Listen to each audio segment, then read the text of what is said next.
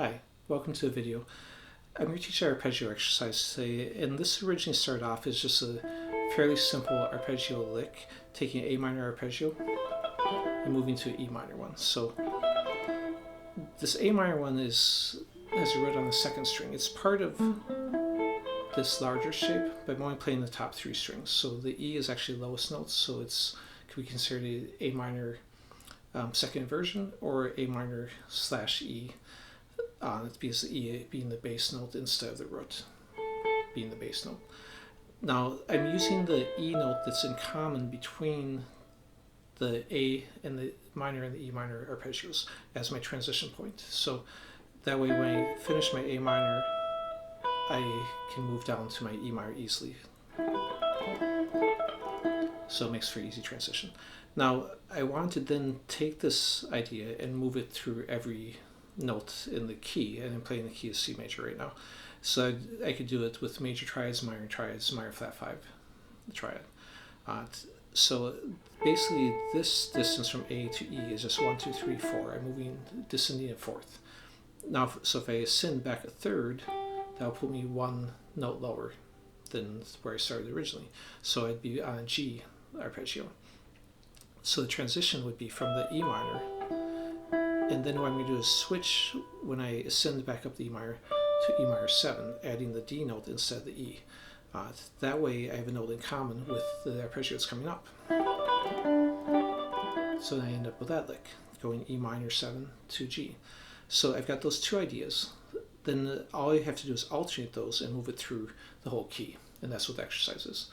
So I'm going to do that fast, then I'll do it slow. I'll show tablature for that. I also will show tablature for the 10 fingerings that are used in this exercise. So as I move it through, there's going to be fingerings for the inversion and the root position triads in major, minor, and minor flat 5. And then there'll be a major 7, minor 7, dominant 7, and minor 7 flat 5 fingering also in the root position. So a total of 10 fingerings. And I'll demonstrate at the end each one of those fingerings just to make it a little bit easier to learn if you don't know those. Okay, so I'll go ahead and start up on C.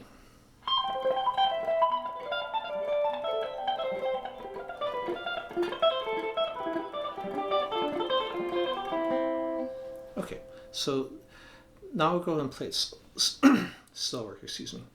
So C major, then back to C major 7 by adding the B note, E minor to B minor, and B minor 7 flat 5, D minor, A minor to a C, G and G7 to a B minor flat 5,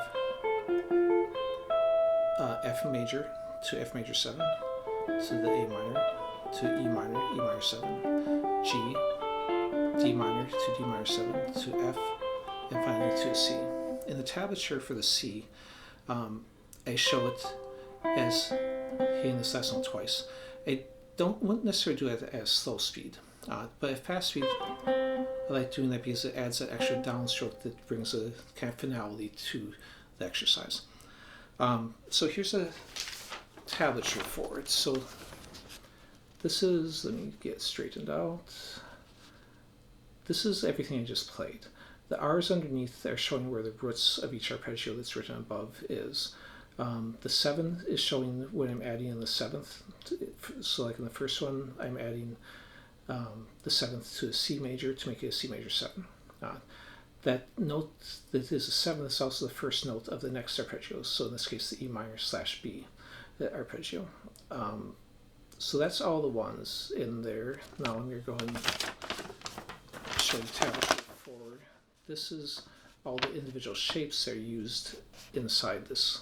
So the first line are the inversion triad fingerings. The second and third line are the root position and the 7th fingerings. So I'll go ahead and demonstrate all those individually now. So in the A minor, which we already did, that can be played on in this key of C major, E minor, and also D minor. So you use the same fingering 3 times in this exercise. The major version, like the G that we had played earlier, can then also be used on a C and an F. So again, 3 spots for that also. The B minor flat 5 is only used on the B position, so only in the 1 spot. And that gives you all 7 notes in the key and our triad arpeggio for each of them. Now the root position, you're going to have the same notes. So E minor, and then you can move that to D minor or A minor. And then you can also switch all of those to a 7th, minor 7, by adding the flat 7 2 frets back from the octave of the root. And the 7ths will be the same for all 3 of the minors. Then the major one, if I do it like F major, then I can make the major 7 by adding the note 1 back from the root here. And that'd be a major 7. And that, of course, can be used on C major also. But when I go to G major, instead of doing a major 7, that one's a dominant 7. So that, instead of being 1 fret back, is 2 frets back. So that's a G7 or G dominant 7. And then the minor 7 flat 5, or minor flat 5 first in the root position. So this is a B minor flat 5, and then 2 frets back for the minor 7. And that's a B minor 7 flat 5. So that gives you all 10 of the fingerings on it. Again, rip this apart and make your own licks from it. The exercise is meant just to learn the fingerings and learn the jumps within them. But once you get it down, take any of them and play them outside of the context of what you're actually doing. And of course, the last thing you do, I mess up. But anyways, didn't even know what I was doing there. Hope you liked the video, and leaving comments if you have any questions. Thanks.